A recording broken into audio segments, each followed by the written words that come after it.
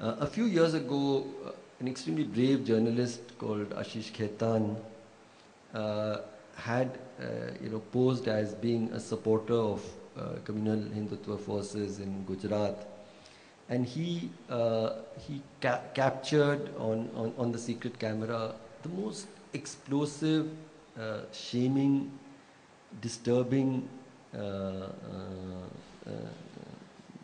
stories about people who were celebrating the way that they hacked Ehsan Jafri's body into small pieces and many others. But perhaps to me, the most disturbing of all those videos was a young man called Suresh Richard, who was sitting actually next to his wife, and he was describing in triumphant detail how he had raped women. And his wife was nodding in approval.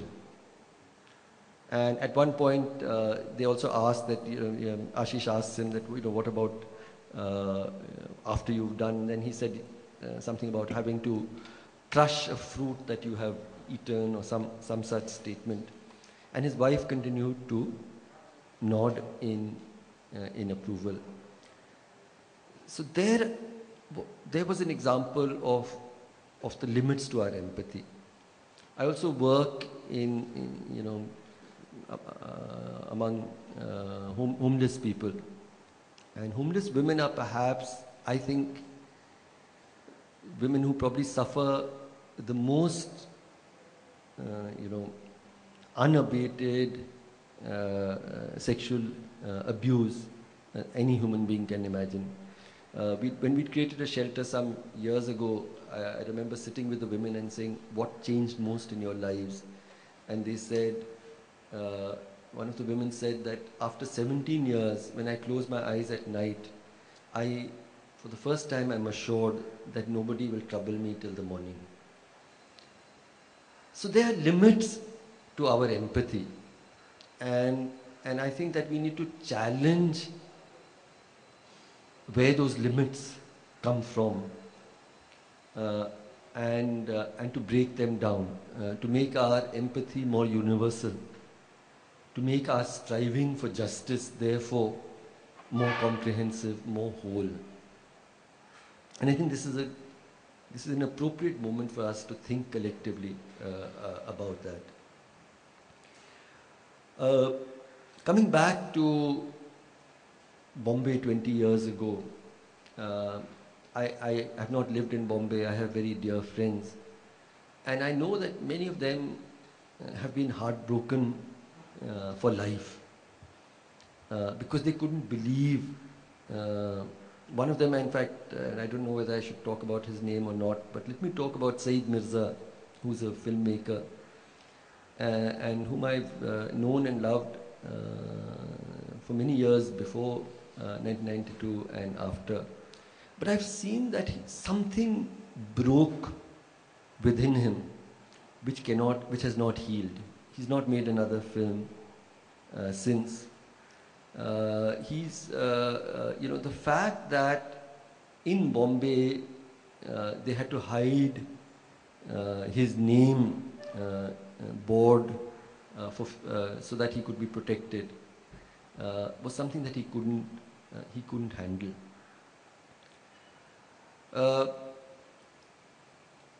But I think, India has had, there was a promise that was made in the Constitution. There was an idea for which Gandhi died. I often think that Gandhi lived for many ideas, but he died for one idea, and that was the idea of a secular pluralist India, where it would not matter which God you worship, or if you worship no God. It wouldn't matter whether you were a man or a woman, rich or poor,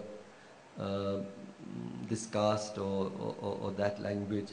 You would be an equal citizen before the law of the land. You would be equally protected. And for the first 10, 15 years or so, it looked like Gandhiji's assassination had stunned us into overcoming those passions. But in the We know the first major riot was in Jabalpur, and Nehruji was still alive, and he went into the crowds and personally actually jumped into the middle of the crowds and tried to part them. And after he died, we started seeing more and more riots. But I think a turning point really was the 1980s, where we started seeing large-scale open communal massacres. And perhaps the first major massacre, perhaps still in some ways maybe the most brutal to date, but also the one most forgotten, was the massacre in Delhi. And I remember going back 25 years later, they were longing for someone from outside to come and to sit among them while they recalled. And I'll never forget that day. It happened to be the day I went, actually was the day, that evening, in this city, the terrorists had taken the city by siege. By chance, that morning I was sitting at the furthest end. The furthest end, not just geographically, but much more, I mean, it was as different as one could imagine in every respect. And you had, person after person. I remember this man saying that I was 7 when my whole family was killed, and you cannot imagine, he said, what it is to grow up with no family. He was about 32 now. And then another woman said that, I was holding my baby in my arms here, and this is how they hacked them, and so on and so forth. And the first big lesson that I have learned over and over again about such acts of mass violence is that the suffering doesn't go away. It is almost as if time stops. It goes ahead for everybody else, but the clock has stopped. And so if you go into Tilak Vihar, which again I would say is perhaps the densest single location of human suffering in the city of Delhi, where about 600-700 widows were resettled after 1984, which was the next big massacre. And I find even now, if you go and sit down, within 15 minutes or a half an hour, 1 hour, a couple of years ago we had done a study there, and we found that that the pain, they talk about it with the urgency as if it happened to them in every graphic detail, as if it happened to them yesterday. And complicated things happen in their lives. They're not able to, their sons, for instance, in Tilak Vihar we found that the sons growing up, learning about what happened to their fathers, have sort of, many of them have just gone completely, psychologically they've been damaged, they've taken to hard drugs, they're not able to build their lives together. Women have tended to be much stronger, but they're fighting out. We had the second big massacre, of course, which I talk about is the 84 riots in Delhi and elsewhere. There were others as well. I think we must remember Hashimpura, where brazenly about 40 young Muslim men were taken in and shot on the banks of a canal, and their bodies floated. I met one of the men who actually had been shot and who survived that, and the horrors of what he describes is difficult to recount. And then we had 1989 Bhagalpur, which again is almost forgotten.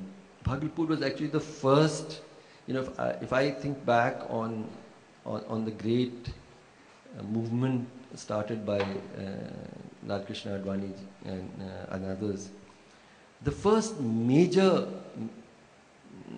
communal conflagration of huge scale was actually Bhagalpur, and the last in a sense, was Gujarat, because the car Sevaks were coming back from Ayodhya. And I see that as perhaps the most painful of our moments of history, interspersed with the demolition of the Babri Masjid, the Bombay riots, and so on. And then it hasn't stopped even after Gujarat. We also must remember Kandhamal and Assam.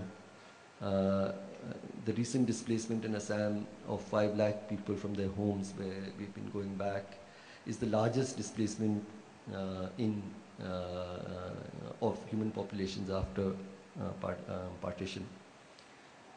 The questions that I mean, what are the broad lessons, and I'll just say 3 or 4, which one has learned from these enormous massacres. The first is, they are not riots. We are not